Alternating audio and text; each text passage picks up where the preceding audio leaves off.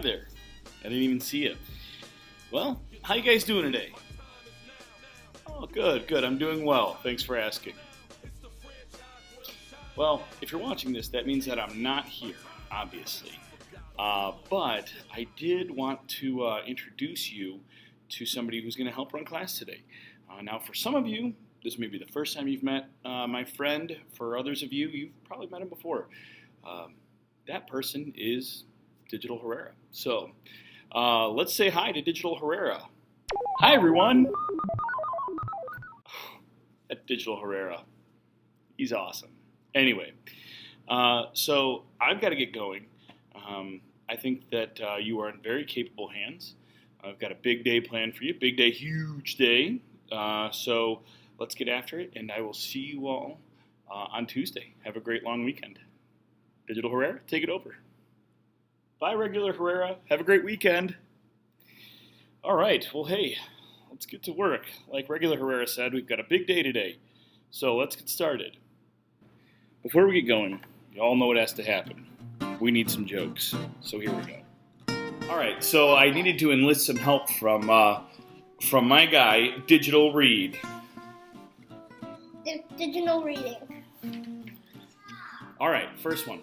Why did the clock go to the dentist? Because it was 2:30. 2:30. Oh, yeah, give me some. All right, here we go. Second joke. How does a train eat?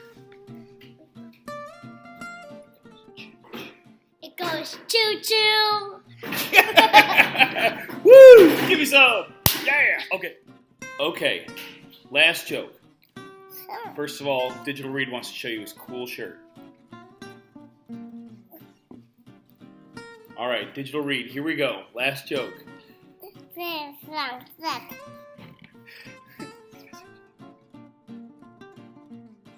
Last joke. Why? Oh, I forgot what it was.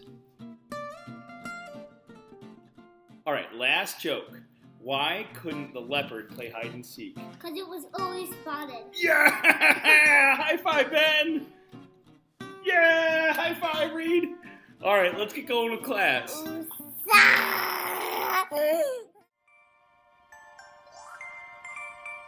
So today in class, we are going to introduce Digital Herrera, tell some jokes, watch a video kind of explaining the Electoral College, start Article 2 notes on page 68 in your ISN. Then you'll have time to work on the presidential duties assignment. If you don't finish that, it will be homework for this weekend. All right, let's get started. All right, well, let's get started with the Electoral College.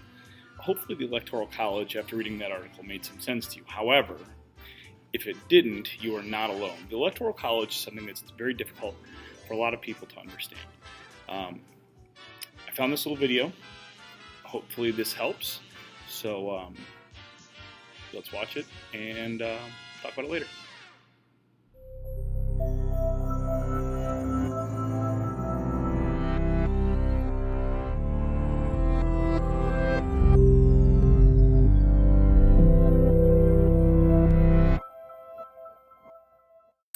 Most people have heard of the Electoral College during presidential election years. But what exactly is the Electoral College? Simply said, it is a group of people appointed by each state who formally elect the President and Vice President of the United States. To understand how this process began and how it continues today, we can look at the Constitution of the United States. Article 2, Section 1, Clause 2 of the Constitution. It specifies how many electors each state is entitled to have. Since 1964, there have been 538 electors in each presidential election. How did they decide on the number 538? Well, the number of electors is equal to the total voting membership of the United States Congress, 435 representatives plus 100 senators and 3 electors from the District of Columbia. Essentially, the Democratic candidate and Republican candidate are each trying to add up the electors in every state so that they surpass 270 electoral votes, or just over half of 538 votes, and win the presidency. Hey, are you paying attention? Okay, all right, good. Just checking. All right, back to work. So how do states even get electoral votes? Each state receives a particular number of electors based on population size. The census is conducted every 10 years, so every time the census happens, states might gain or lose a few electoral votes. Let's say you're a voter in California, a state with 55 electoral votes. If your candidate wins in California, they get all 55 of the state's electoral votes. If your candidate loses, they get none.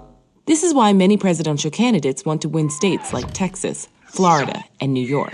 If you currently add up the electoral votes of those 3 states, you would have 96 electoral votes. Even if a candidate won North Dakota, South Dakota, Montana, Wyoming, Vermont, New Hampshire, Connecticut, and West Virginia, they would only gain 31 electoral votes total from those 8 states. Here's where it can get a little tricky.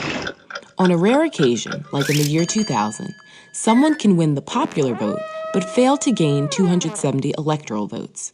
This means that the winner may have won and collected their electoral votes by small margins, winning just enough states with just enough electoral votes, but the losing candidate may have captured large voter margins in the remaining states. If this is the case, the very large margins secured by the losing candidate in the other states would add up to over 50% of the ballots cast nationally. Therefore, the losing candidate may have gained more than 50% of the ballots cast by voters, but failed to gain 270 of the electoral votes. Some critics of the Electoral College argue the system gives an unfair advantage to states with large numbers of electoral votes. Think of it this way.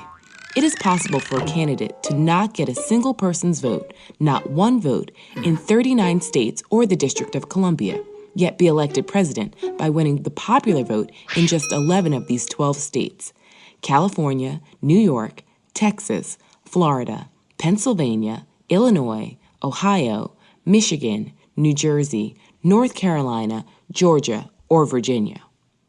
This is why both parties pay attention to these states. However, others argue that the Electoral College protects small states such as Rhode Island, Vermont, and New Hampshire, and even geographically large states with small populations, like Alaska, Wyoming, and the Dakotas. That's because a candidate can't completely ignore small states, because in a close election, every electoral vote counts. There are certain states that have a long history of voting for a particular party. These are known as safe states.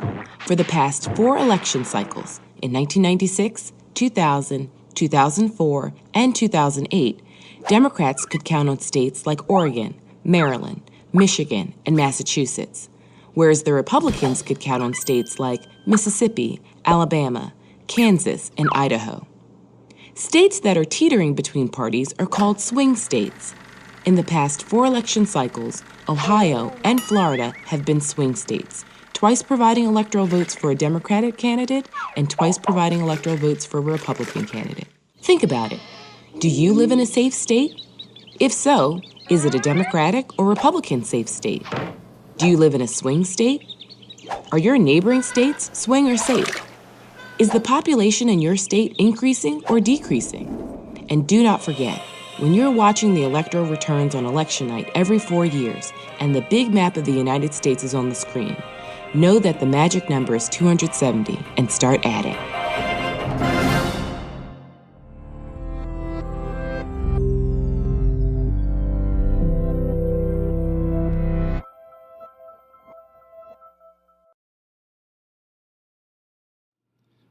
Well, I hope that cleared up any confusion about the Electoral College. If not, again, I think regular Herrera can maybe clear up any questions that you have on Tuesday when you guys come back. But for now, let's go ahead and move on to Article 2. Please open up your ISNs to page 68 and go ahead and download the PowerPoint from Schoology that's titled Article 2 PowerPoint, PPTX, and follow along.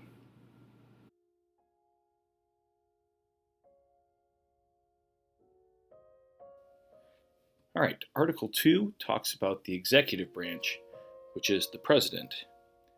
It actually says in the Constitution, the executive power shall be vested in a president of the United States.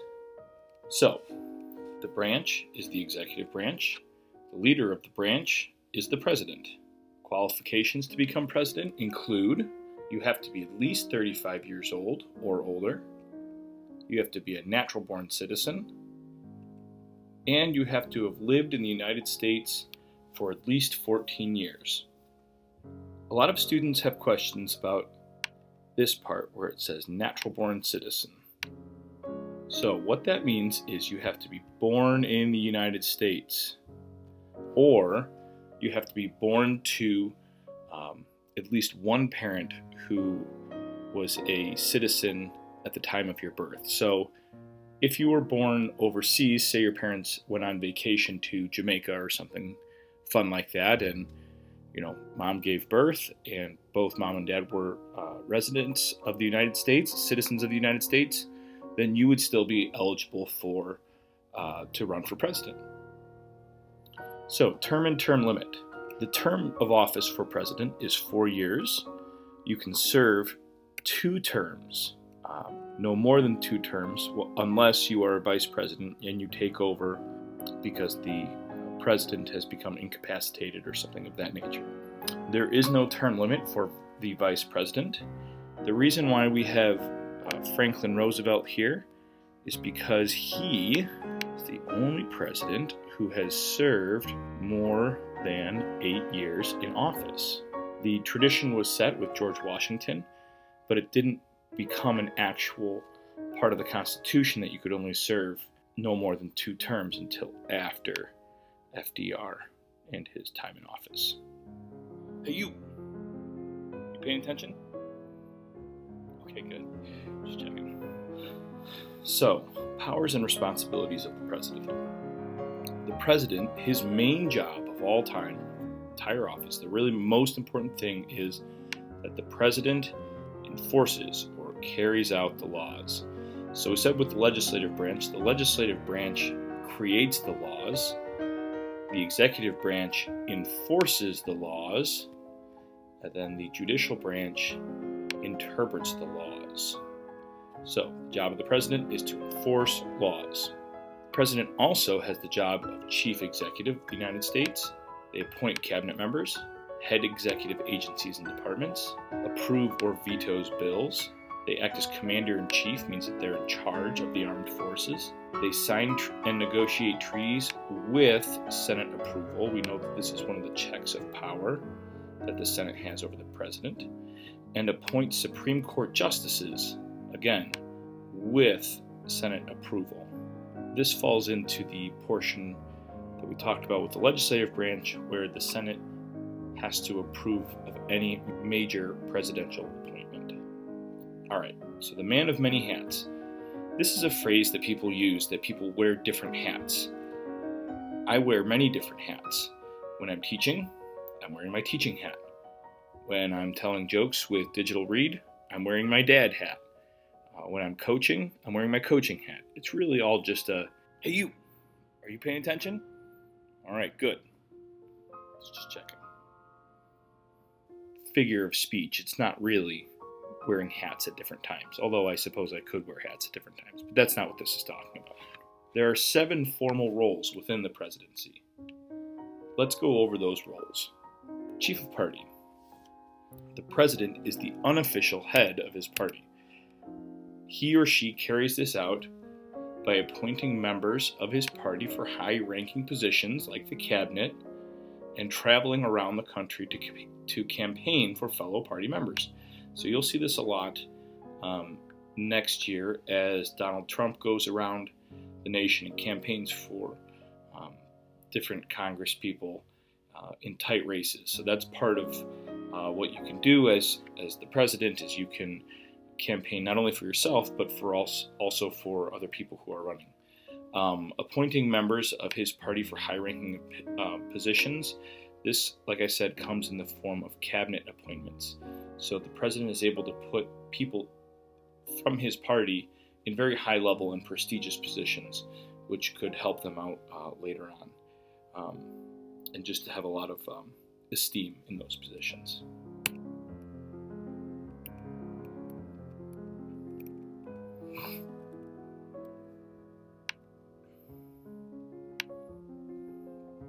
Chief Executive. So as Chief Executive, the President acts as the boss of the executive branch. So in this role, think of the president as the CEO of the executive branch. So when we say chief, we mean in charge of, and executive, we mean executive branch. He does this by appointing high-level officials and by discussing national issues with advisors and officials. This picture here is a picture of a cabinet meeting in which the president, here, in this case it's President Barack Obama, is meeting with all of his different cabinet secretaries and the vice president. There's Joe Biden right there. There's Hillary Clinton. She was the Secretary of State. Hey, knock it off over there. I see you. All right, let's get back to work. Chief Foreign Policy Maker. So in this role, the president makes and executes foreign policy. He is the highest level ambassador. An ambassador is a person who represents the U.S. government in a foreign country.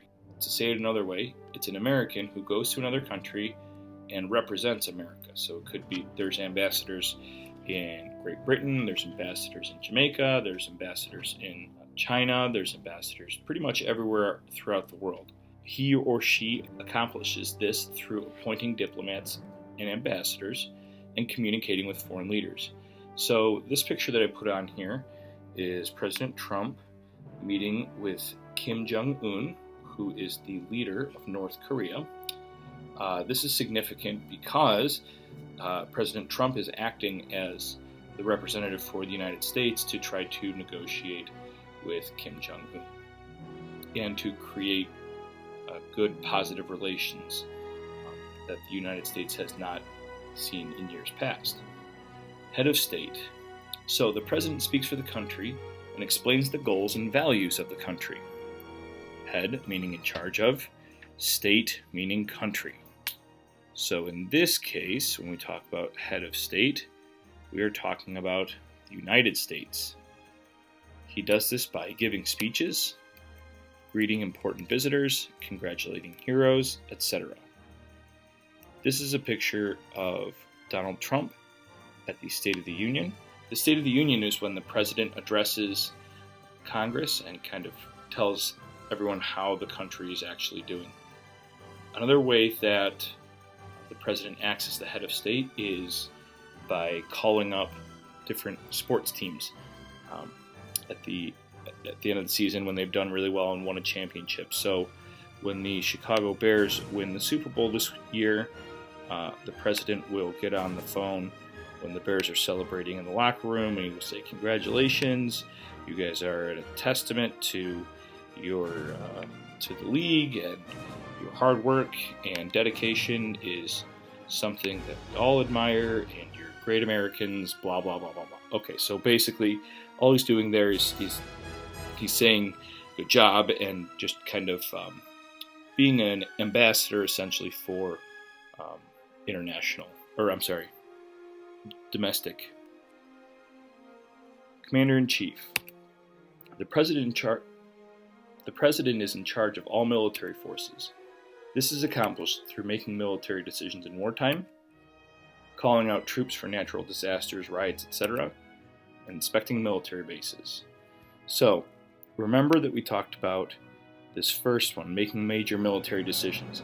The president has the ability to send out troops. However, the president does not have the ability to declare war. Only Congress can declare war. The president can send out troops for 60 days, up to 60 days. But after that, Congress has to have approved a declaration of war in order to keep the troops there. Calling troops out for natural disasters, riots, etc. I think most recently, and perhaps most notably, we saw this when a hurricane hit Puerto Rico, and the president sent out the National Guard to go try to help Puerto Rico rebuild its infrastructure. And then lastly, we have inspecting military bases. So the president will go to different military bases and just kind of check up on things. He or she doesn't actually have to know anything about what a military base should look like. Most recent presidents have not had military experience, so they probably wouldn't really know what they're looking for. It's really more to go show their face at a military base because they are essentially the boss of all the armed forces, and they want to know who they're commanding, and kind of try to build that relationship. Plus, it also looks good politically if you are hanging out with the troops. Chief legislator. So, as chief legislator, the president influences legislation by signing or vetoing bills sent to them by Congress, reporting to Congress each January, and making recommendations to Congress.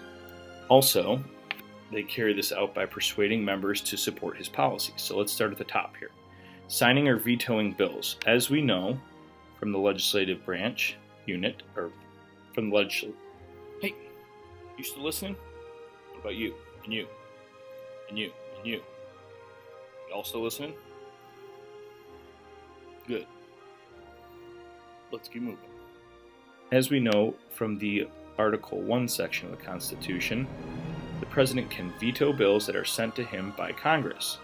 However, one of the checks of powers that the president has, one of the checks of power that Congress has, is that if a president vetoes the bill or says no to a bill becoming a law, Congress can override the veto with a 2/3 vote. Again, this is very unlikely, and this has not happened much in recent history, but it is possible. Reporting to Congress each January. So this is actually where the president gives the State of the Nation. I know there's a picture of the president giving the State of the Nation in one of the previous slides. However, maybe that picture was a bit misleading. As chief legislator, the president reports to Congress about how the country is doing. In past presidencies, far in the past, presidents had just sent a letter to Congress, but nowadays it's a big thing. Every year, the president makes a speech to Congress, and everyone in Congress is there.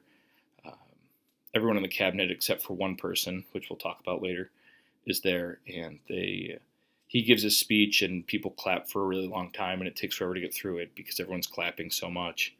There's like 20 minutes worth of clapping, so we will talk about that in January when it actually happens. Making recommendations to Congress, again, as we talked about with the legislative branch, no one can actually make a law. The president can only request a law, can write one up, and have somebody from Congress put it to the floor, or actually be the representative for the bill. But the president cannot make the law. All he or she can do is make a recommendation and then sign the law. And then persuading members to support his policies. This kind of goes along with the recommendations, so the president can try to entice members of his party or the opposition party in Congress to vote for a law that he might want passed. Watchdog of the economy. As watchdog of the economy, the president watches over the economy to keep an eye on unemployment rates, inflation, taxes, etc. He or she can accomplish this by encouraging consumer spending, encouraging Congress to give tax breaks, meeting with business and labor leaders, and a number of other ways. However, in many cases, the president doesn't have a whole lot of power. As far as watchdog of the economy goes, they can really, the most they can do is encourage people to do things, like encourage consumer spending or encourage Congress to give tax breaks. But really, in this case, it's up to the consumers to spend or not spend, and it's up to Congress to give tax breaks or not tax breaks to individuals or corporations. There was a case a couple of years ago during the recession in 2008 when Barack Obama pushed a bill to increase consumer spending by giving each person a $500 tax break. And he came on TV and essentially said, hey, go spend this money, go buy a new TV, or go out to eat, go out to dinner. Just spend the money. Do not save the money. And the point was to get cash into the economy because the economy was not doing great. So he said, please go spend this money. However, there is nothing that he could do if somebody put it in the bank. All he could do was encourage consumer spending. So that is one current or more modern day example. All right, so that's all the notes I have for you now. Please open up to page 73 in your ISN.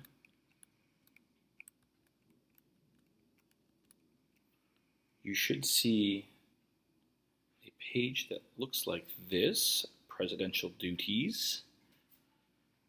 Although this is not the entire sheet, obviously. It only has 4. You need to do the rest of them. So what you're going to do is you're going to take the information that we just talked about, and you're going to read the example, and you're going to figure out which thing it is, which duty or role it is. So let's do the first one together. Making a patriotic speech on Memorial Day. All right, so the chief executive, probably not, because chief executive is head of the executive branch. Commander-in-chief, maybe, because commander-in-chief is in charge of the military, and Memorial Day is celebrating those who gave the last full measure of devotion. So maybe we'll keep that in mind. Is it chief of party? No, probably not, because it's not going to be, the president is not promoting anybody in their party here. Watchdog of the economy? Probably not, because it has nothing to do with the economy. Chief foreign policy maker? It might be chief foreign policy maker if you're celebrating Memorial Day in another country, but in this case, they're not, so not chief foreign policy maker. Head of state? So it could be head of state because it's talking about making important speeches on behalf of the country. So we will hold on to that one. And chief legislator. So this has absolutely nothing to do with legislation or Congress, so we know that that's not it. Okay, so if we look at what we have left, we have commander-in-chief and we have head of state. Well, making a patriotic speech, if this said making a military speech, you could probably say commander-in-chief, but it doesn't say that. It says making a patriotic speech on Memorial Day. So the answer is F, head of state. So write F. Sorry for the bad handwriting. I'm writing with a mouse. So that's pretty much what you do. All right, so you've got the rest of the time to work on this. And if you don't finish it during class, it will be your homework. All right, well, I hope that all made sense. If not, I think that regular Herrera can help clarify anything on Tuesday. So why don't you go ahead and take your time now to get through the presidential duties page. Duties. No, keep it together. Okay. Now you can take the rest of the time to finish up the presidential duties page on page 73 of your ISN, and that's your homework. So if you get that done before the end of the period, you have nothing social studies related going on this weekend besides, keeping up with current events and just living history and social studies, of course, which you always do. So yeah, that's all I got for you. Have a real great weekend, and we'll see you on Tuesday. Bye-bye.